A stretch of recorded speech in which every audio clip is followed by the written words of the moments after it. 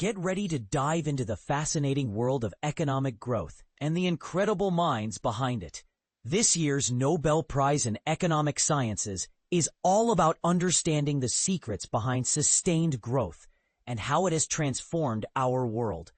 The quest for sustained growth, unlocking the secrets of economic development. Over the last 2 centuries, humanity has witnessed an unprecedented economic boom. And it's all thanks to the continuous flow of technological innovation. But how did we get here? And what does it take to keep this growth engine running? Let's take a journey back in time to explore the factors that sparked this economic revolution. The Industrial Revolution, a game changer. Imagine a world where living standards remained stagnant for generations, despite the occasional groundbreaking discovery. This was the reality for most of human history. However, everything changed with the Industrial Revolution, which began over 200 years ago in Britain and spread across the globe.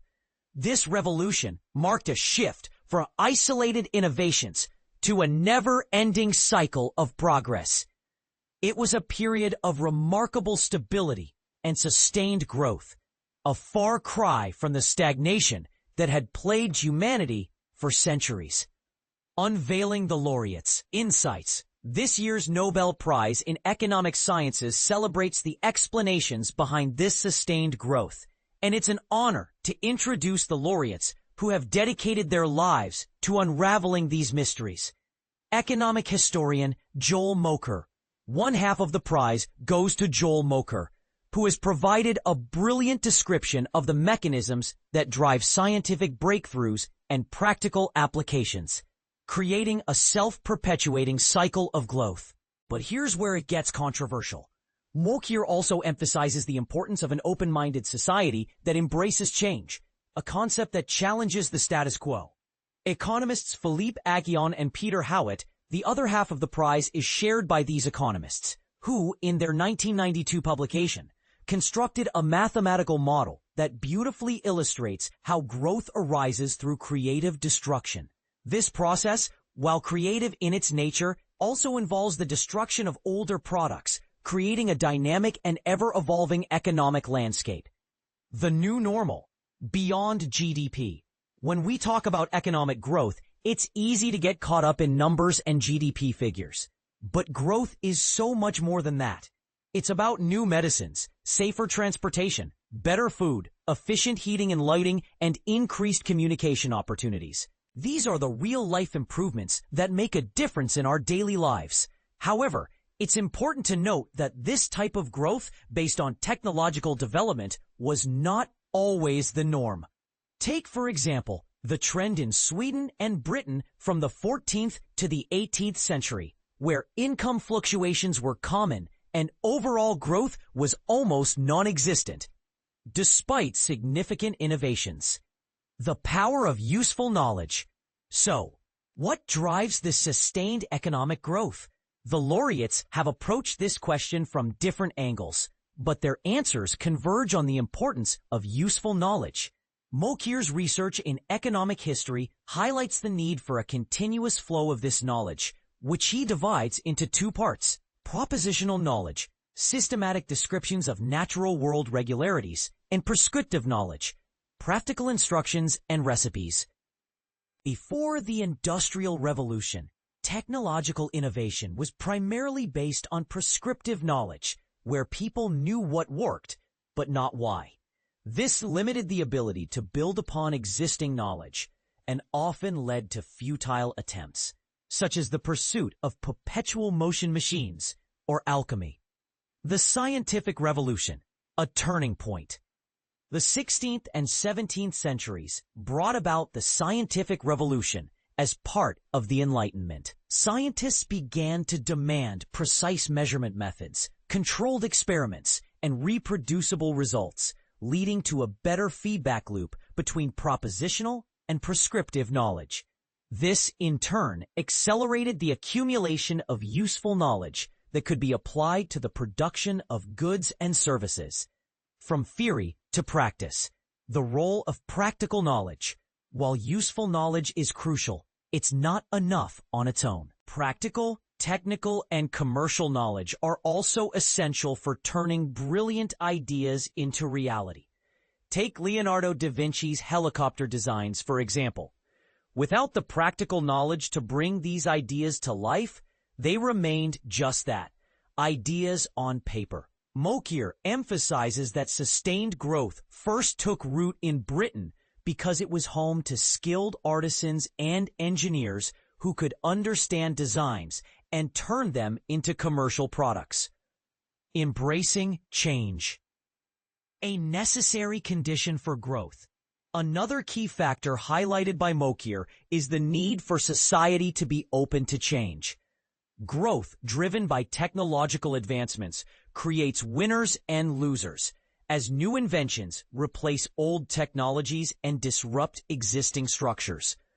Established interest groups often resist these changes, feeling their privileges are threatened. The Enlightenment brought about a more accepting attitude towards change, with institutions like the British Parliament providing opportunities for interest groups to reach mutually beneficial compromises, thus removing a major barrier to sustained growth. Creative destruction, the heart of sustained growth. Aghion and Howitt's mathematical economic model, inspired by modern data, demonstrates how technological advancement leads to sustained growth through a process of creative destruction. In this process, companies and jobs continually disappear and are replaced, creating a dynamic and ever-evolving economic landscape. A company with a better product or production method can become the market leader, but this creates an incentive for others to improve and climb the ladder. The macroeconomic model, a groundbreaking achievement. Aghion and Howitt's model is a game changer, as it's the first macroeconomic model for creative destruction to have general equilibrium. This model shows how the potential for monopoly profits creates incentives for companies to invest in research and development, R&D, which in turn drives the speed of creative destruction and economic growth. The model also highlights the link between production, R&D, financial markets, and household savings, demonstrating that these factors cannot be analyzed in isolation. Welfare effects, a complex balance. Aghion and Howitt's model can be used to analyze the optimal volume of R&D and economic growth when the market is free from political interference. Their findings reveal a complex balance between two mechanisms that pull in different directions. On the one hand, outcompeted innovations have greater value for society than for the companies that develop them, suggesting that society can benefit from subsidizing R&D. On the other hand, the profits made by the new market leader can be significant, potentially leading to excessive investments in R&D and rapid technological development. The impact of market concentration. The research inspired by Aghion and Howitt's model has led to a deeper understanding of market concentration and its impact on the innovation process. Their theory shows that both high and low concentrations can be detrimental to innovation. In recent decades, despite promising technological advances, growth has fallen, and one explanation, based on their model, is that some companies have become too dominant. This highlights the need for more forceful policies to counteract excessive market dominance. Innovation, creating winners and losers. Innovation is a double-edged sword. While it creates winners, it also creates losers, not just among companies, but also among their employees. High growth requires a significant amount of creative destruction, leading to potential job losses and higher unemployment. This emphasizes the importance of supporting affected individuals while making it easier for them to transition to more productive workplaces. A system that protects workers but not jobs, such as flexicurity, may be the solution. The role of society, creating an enabling environment. The laureates' work also highlights the importance of society creating conditions that foster skilled innovators and entrepreneurs. Social mobility, where one's profession is not predetermined by their parents' identity, is crucial for growth. AI and the future. a self-correcting process. Mokyr's work suggests that AI could enhance the feedback loop between propositional and prescriptive knowledge, accelerating the accumulation of useful knowledge.